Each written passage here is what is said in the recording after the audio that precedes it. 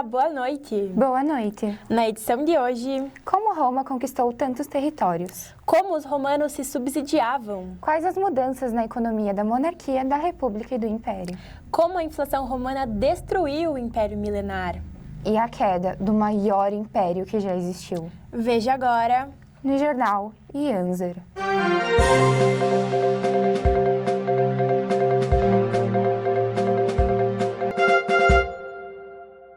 Você já ouviu falar sobre a Roma Antiga? A Roma Antiga foi uma civilização da Itália que surgiu no século 8 a.C., localizada ao longo do mar Mediterrâneo e tinha como centro a cidade de Roma, na Península Itálica. Posteriormente, essa civilização se expandiu e se tornou um dos maiores impérios do mundo antigo. E quem nos conta um pouco mais dessa história é nosso enviado especial, direto da cidade da Roma Antiga, jornalista Emily. Boa noite, Emily. Boa noite, Ana. Isso mesmo.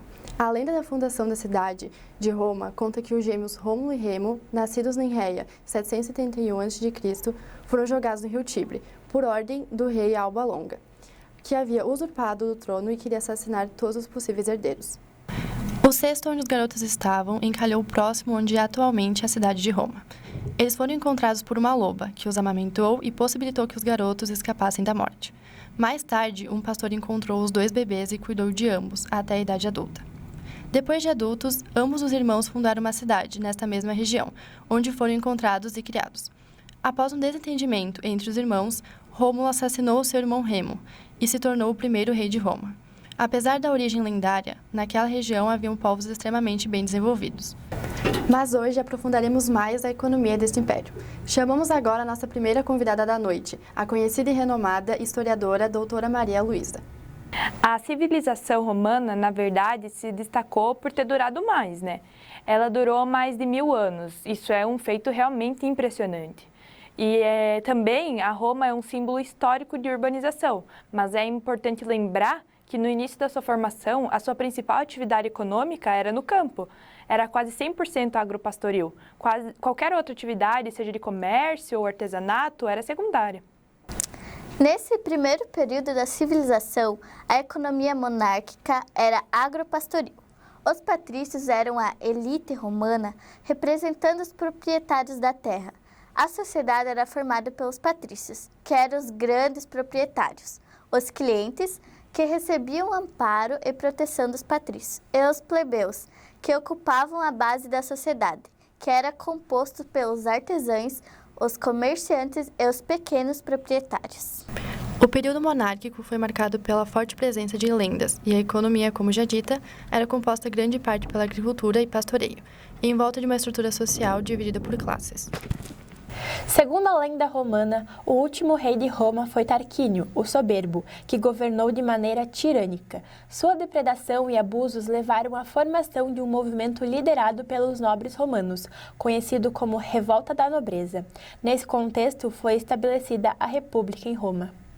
O poder acabou caindo nas mãos de Otaviano, adotado por César e que mais tarde se tornaria o imperador Augusto, dando início ao período do Império Romano e encerrando o período da República. A queda da monarquia e a ascensão da República em Roma foram eventos cruciais em sua história, moldando a forma de governo romana por séculos e deixando um legado duradouro. Durante muitos séculos, a agricultura foi a principal atividade econômica romana, e a terra era a principal fonte de riqueza e poder. E aqueles que possuíam grandes extensões de terra tinham uma posição privilegiada na sociedade. Foi durante a República, após a vitória das guerras contra Cartago, conhecida como Guerras Púnicas, que a Roma passou a ser um importante centro comercial da região. A importante vitória nas Guerras Púnicas levou os romanos a controlarem o Mediterrâneo e, consequentemente, o fluxo de metais que transitavam pelo mar. À medida que a Roma expandia suas influências por meio de conquistas militares, a economia começou a se diversificar. Assim, a circulação comercial entre Roma e suas províncias passou a ser bem intensa. As províncias enviavam trigo, madeira, cobre, estanho, prata, peles, objetos de luxo, queijos e especiaria a baixo custo, e ainda pagavam impostos aos romanos. O comércio marítimo e terrestre tornou-se cada vez mais importante para a economia da Roma. Um dos principais fatores que levaram à queda da República foi a crescente desigualdade social e a concentração de poder nas mãos de um pequeno grupo de aristocratas. Os plebeus, que eram grande parte da maioria da população romana, lutavam por mais direitos e participação política. Outro fator importante foi a escalada do conflito político entre os líderes influentes, conhecidos como os patrícios, e os populares, que defendiam os interesses dos plebeus. Esses confrontos resultaram em uma série de guerras civis, que enfraqueceram a estrutura republicana. Com a centralização do poder e o enfraquecimento do Senado, Otávio Augusto, no ano de 27 a.C., se torna o primeiro imperador romano. Esse período foi marcado pela instabilidade. A decadência de Roma estava traçada. Haviam muitos problemas políticos, sociais e administrativos. Políticas como pão e circo foram criadas. Revoltas, fome e invasões marcaram o período imperial. No Império, a inflação romana chegou ao seu auge.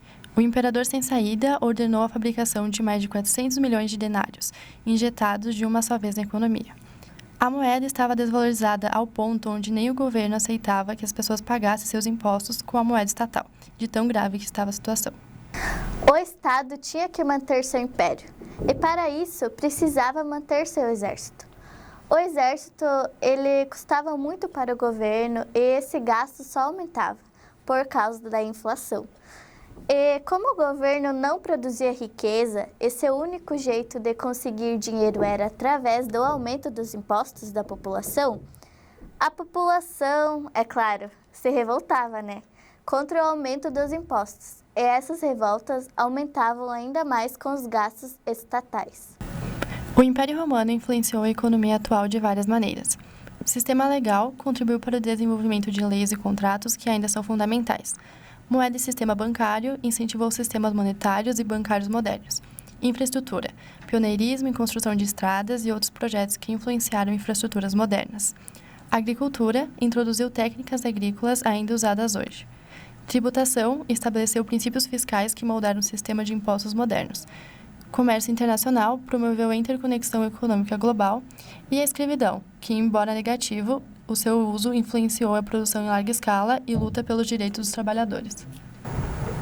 E essa foi a edição de hoje.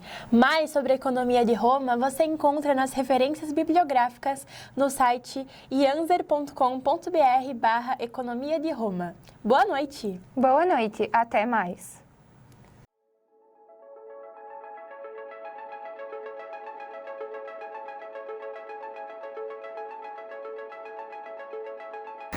Nesse primeiro período da A civilização romana, na verdade, se destacou por ter durado mais, Ela durou... isso? Pô, eu não sei nada que eu vou. Eu também não. Eu vou ler? Vamos deixar a loja aqui? Mas é só uma pessoa, por vez. A gente é historiador? A gente vai ficar no lado. Não, é só um historiador É só por um. vez. Tá, então deixa eu ver. Olha lá a pessoa olhando a gente. Você é o primeiro? Ah, que engraçado. Você é o primeiro? Então, o 2 ou 1, não sei. Eu não lembro. Tudo bem, a gente... Eu sou o 2. 2 e 1. Ou eu acho que os historiadores podiam olhar, pra lá, como se ele estivesse falando com o O jornalista tem que ficar com o historiador. Nesse primeiro período da civilização, a economia monarca era agropastoril. Os patrícios, que eram a elite romana, representando os proprietários da terra. A sociedade era formada pelos patrícios, que eram os grandes proprietários, e os clientes que recebiam amparo dos patrícios, e os plebeus, que ocupavam... Ó, se tu fizer assim, às vezes vai bater e eu não consigo... Isso, tem que deixar assim. Ô, mamãe, tu botou meu